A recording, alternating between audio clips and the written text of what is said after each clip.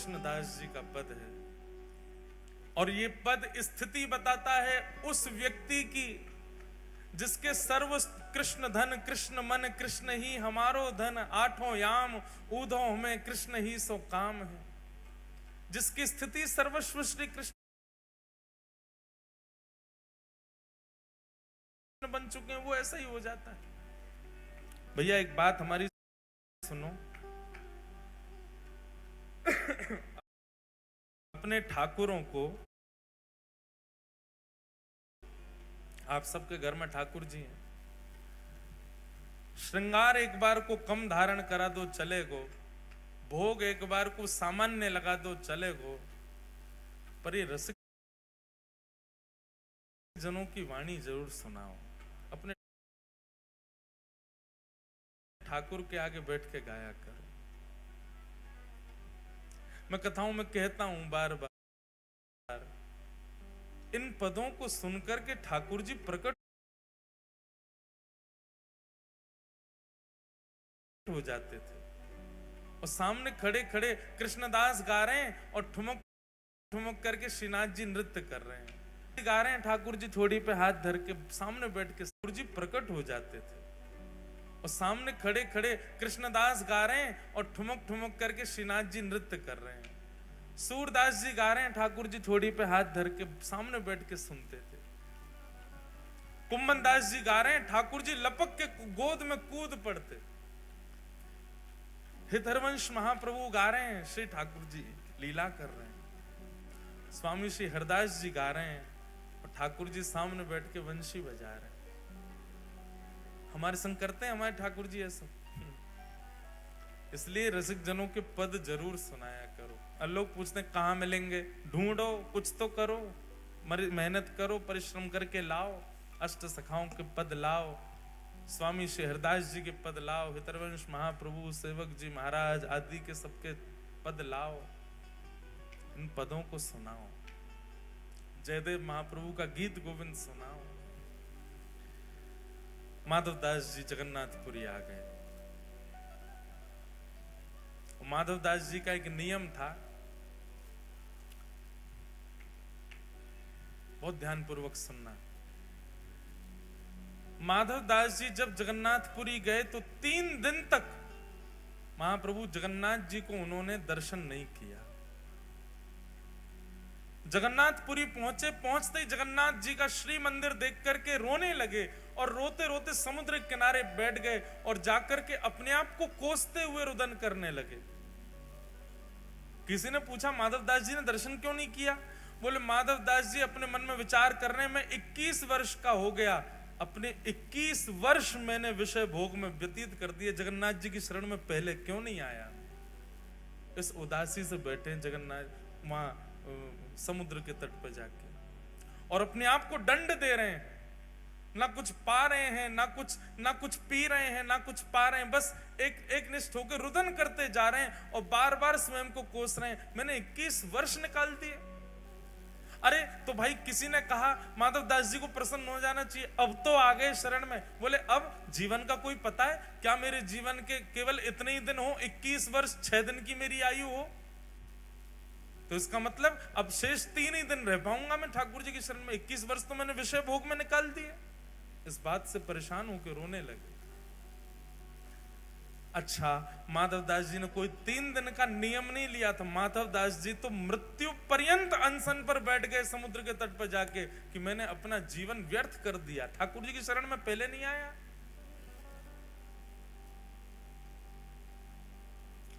तीन दिन बाद महाप्रभु जगन्नाथ जी ब्रह्मवेदी पर बैठे हैं, महाप्रसाद सामने रखा है, लक्ष्मी मैया हाथ जोड़ करके खड़ी हैं, ठाकुर जी से कह रही हैं नाथ भोग आरोग। जगन्नाथ प्रभु कह रहे हैं देवी इच्छा नहीं हो रही। क्यों? आप तो जगन्नाथ हो, आप तो प्रसाद देखते ही महाराज हाथ लंबे कर लेते हो, दूर दूर से पाने लग जाते हो, और आज आपको इच्छा नहीं हो रही, क्या बात है? महाप्रभु जी कहते हैं एक मेरा भक्त सब छोड़ के आ गया, सब त्याग करके आया, त्याग करके मेरे शरण में आया है, लेकिन इस बात की ग्लानि में बैठा है कि इतने वर्ष मैंने क्यों संसार में विषय भोग भोगे। और वो भूखा प्यासा 3 दिन से पुरी में समुद्र के तट पर बैठा है। मुझे उसकी याद आ रही है, मुझे भूख नहीं लग रही है, तुम कुछ करो, उसके पास प्रसाद भिजवाओ, वो पाएगा तब मैं प्रसन्न होऊंगा। लक्ष्मी जी ने स्वर्ण के थाल में महाप्रसाद को, जबकि थाल में कभी महाप्रसाद नहीं पाया जाता। थाल में प्रसाद केवल ठाकुर जी पा सकते हैं जगन्नाथपुरी में, बाकी सबको तो पत्रों में पाना पड़ता है, मट्टी के बर्तन में पाना पड़ता है, थाल में कोई प्रसाद नहीं पाता। लेकिन सन्मुख का थाल जिसमें महाप्रभु जगन्नाथ भोग लगाते हैं, वही थाल जगन्नाथ जी के अधुरामृत से युक्त थाल एक बालक का रूप धारण करके माधवदास जी के पास ले जाया गया और माधवदास जी के पास रख करके कहा, बोले कि आप ही माधवदास हैं? स्वर सुनकर के बोले हाँ जी मैं ही हूं। बोले श्री ठाकुर जी ने आपके लिए प्रसाद भेजा है मंदिर से, पा लीजिए। माधवदास जी तो महाराज प्रसाद देखने में व्यस्त हो गए, बालक अंतर ध्यान हो गया, प्रसाद देख करके इतने प्रसन्न हो गए, बोले ठाकुर जी ने प्रसाद भेजा, तुरंत प्रसाद पा लिया। प्रातः काल होते ही मंदिर में थाल नहीं मिला, सब जगह हाहाकार मच गई, पुजारियों पर प्रश्न चिन्ह उठाने लगे। गजपति महाराज ने पुजारियों को खड़ा किया, थाल कहां गया ठाकुर जी का? सब बोले हमने तो भीतर ही पधराया, पता नहीं कहां गया। ठाकुर जी ने गजपति राजा को स्वप्न आदेश दिया, बोले चिंता नहीं करो, समुद्र के तट पर माधवदास नाम के भक्त हैं, उनके पास ही वो थाल में नहीं भिजवाया था, क्योंकि वो 3 दिन से अनशन पर बैठे थे। ये खबर सुनते ही सब पुजारियों सहित गजपति राजा गए और समुद्र तट पर देखा माधवदास जी बैठे प्रसन्न मुद्रा में, स्वर्ण का थाल रखा है, प्रसाद पा चुके हैं। सब ने जाके दंडवत किया और कहा महाराज आप दर्शन के लिए चलो। समस्त पुजारी और गजपति राजा माधवदास जी को लेकर के मंदिर में जैसे ही गए, मंदिर में माधवदास जी के प्रवेश करते ही ब्रह्मवेदी पर बैठे श्री जगन्नाथ झूमने लगे, ऐसे आनंदित होने लगे माधवदास को देख के। बंधुओं, हम सबने झूमते हुए ठाकुर जी को देखा है जब वो रथ पे जाते हैं, पर जैसे ठाकुर जी वो रथ पे जाते हुए झूमते हैं पंडा पुजारियों के संग, ऐसे ठाकुर जी वास्तव में अपने अनन्य भक्तों को देख के ब्रह्मवेदी पर झूमने लगते थे। कितने प्रसंगों में मैंने देखा, माधवदास जी के प्रसंग में देखा, यहां सालवेग के प्रसंग में देखा, रघुदास नाम के भक्त हुए उनके प्रसंग में देखा, ठाकुर जी ऐसे झूमते थे, मस्त मदमस्त हो जाते, जैसे मानो कोई वस्तु हो। अब हमारे जो जगन्नाथ जी है ना, भागवत जी वाले, ये भी झूम जाते हैं। कई बार कथा में जोरदार कीर्तन होता है तो जोर से माइक बजता है तो ये भी ऐसे झूमते हैं, कभी कभी दिखते हैं। तो ठाकुर जी झूमने लगे माधवदास को, और जैसे ही झूमने लगे सब पंडा पुजारी जय जयकार करने लगे, हरि हरि बोलो, हरि हरि बोलो। महाप्रभु प्रसन्न हो गए, माधवदास को ठाकुर जी को निहारते रहे, दर्शन किया। अब नित्य माधवदास जी दर्शन को जाने लगे। बहुत सुंदर चरित्र है माधवदास जी का। मैं तो आज 5-6 चरित्र सुनाने के भाव से आया था, अब जितने हो जाएं सुनो। माधवदास जी परम विद्वान थे। माधवदास जी के चरित्र में आता है, बहुत ध्यानपूर्वक सुनिएगा।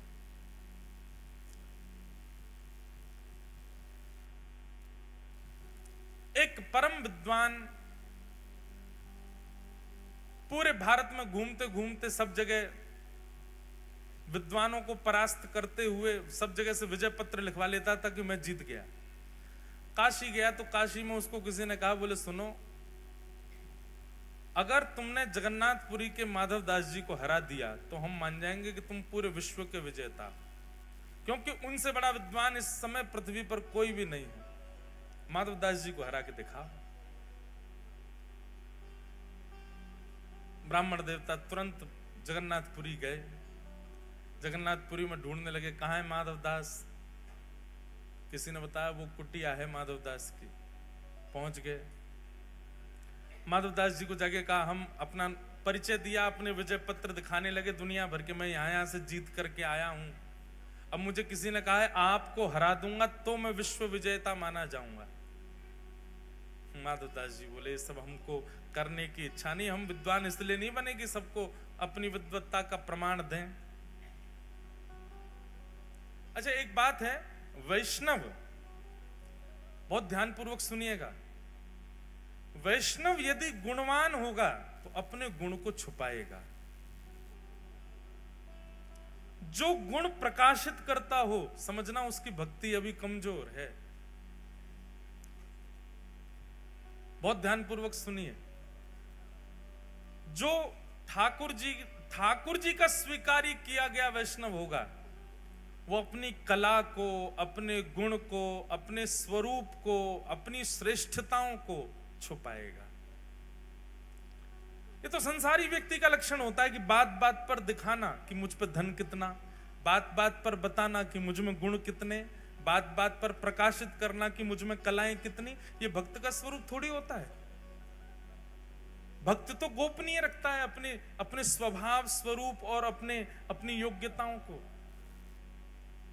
इसलिए हमारी प्रार्थना विशेष रूप से उन लोगों से जो ऊर्ध्वपुंड धारण करते हैं और गले में कंठी पहनते हैं।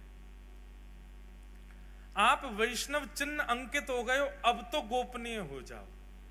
क्योंकि आप जब मुझसे कक्ष में मिलने आओगे तो नहीं कहूंगा, मैं ये बात मंच से ही कह सकता हूं कि आपको अपना गुण नहीं बताना चाहिए, अपना स्वरूप प्रकाशित मत करो कि आप कितने योग्य हो।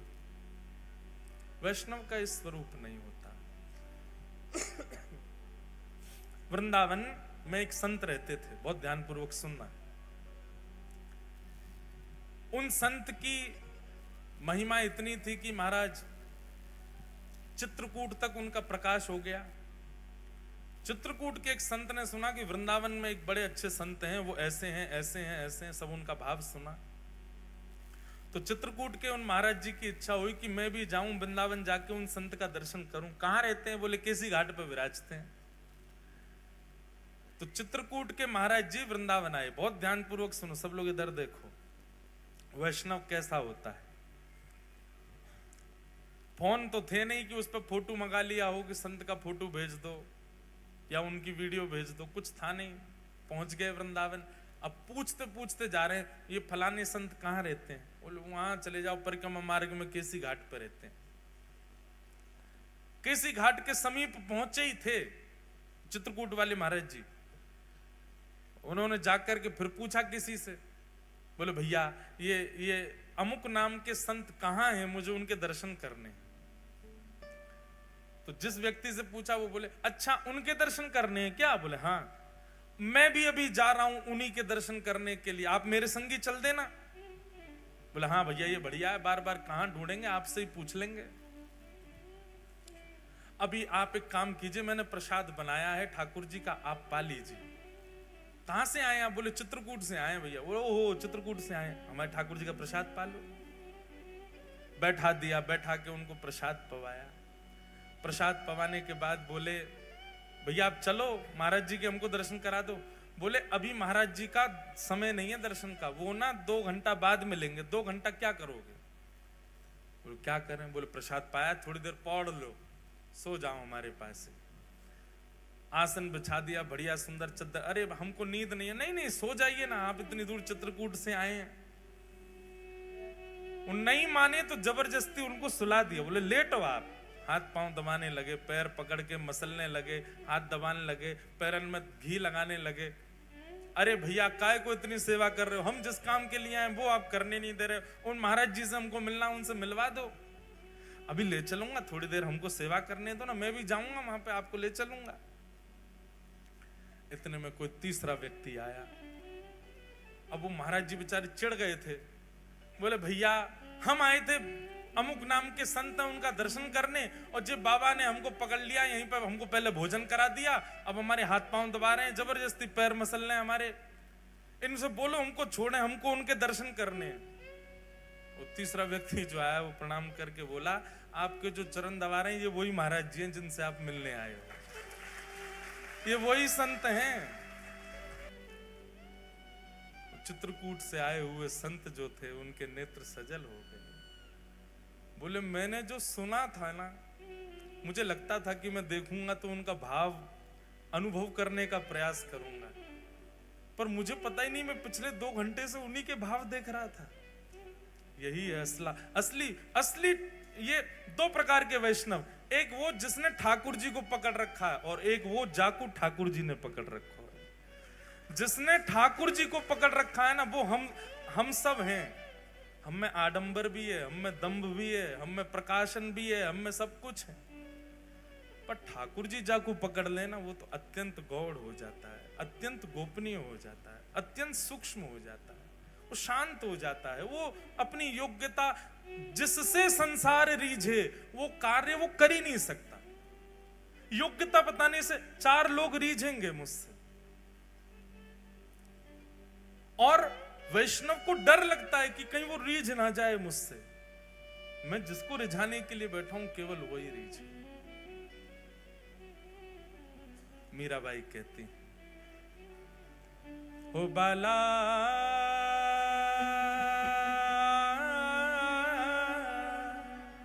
मैं बैरागन हूंगी, मैं बैरागन मैं बैरागन। क्यों? इस पूरे पद की जो विशेष लाइन है ना, जो विशेष बात है मीराबाई की। आप लोग कहोगे मीराबाई भी तो प्रकाशित कर रही हैं कि मैं बैरागन होंगी, सबको गा गा के क्यों बता रही हैं? उनका कहने का एक ही उद्देश्य है, जिससे सब रीझे उसलिए नहीं। गाना मेरे साथ, जिन भेषा मारो सावरो रीझे, जिन भेषा मारो सावरो रीझे, जिन भेषा मेरो सावरो रीझे, जिन भेषा मेरो सावरो रीझे, मैं सोही भेष धरूंगी, मैं तो सोही भेष धरूंगी।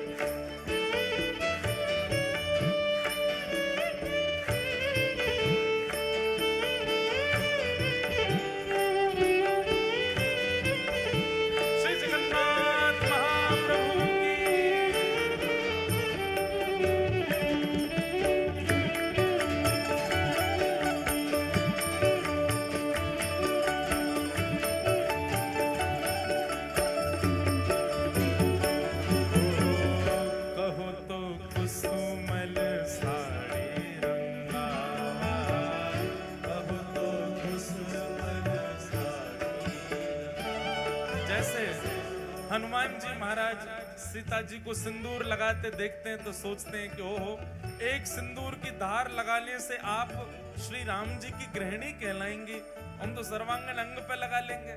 ऐसे मीराबाई भी साधुओं से संतों से पूछती हैं, आप गेरुआ वस्त्र क्यों पहनते हैं? बोले इससे ये पहचान होती है कि हम ठाकुर जी के हैं।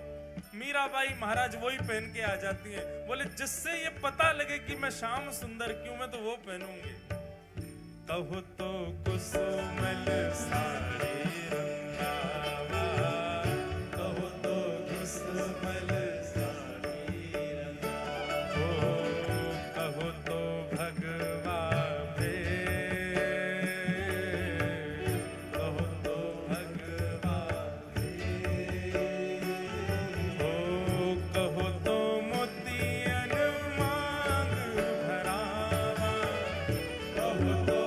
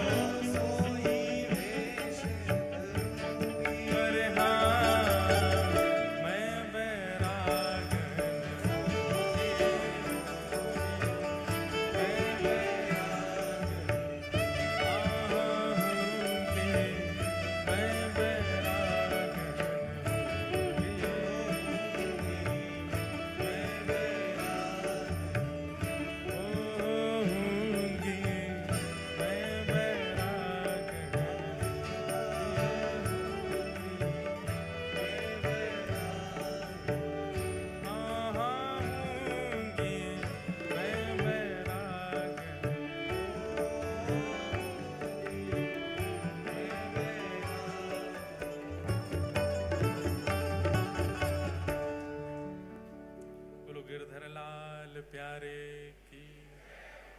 थोड़ा थोड़ा आगे खिसक आओ, थोड़े थोड़े आगे आ जाओ। आओ भाई, आज्ञा हुई है व्यास मंच की, तुरंत आओ, नेक नेक आगे आओ, आगे वाले भी आगे आ जाओ। बस नार में बाम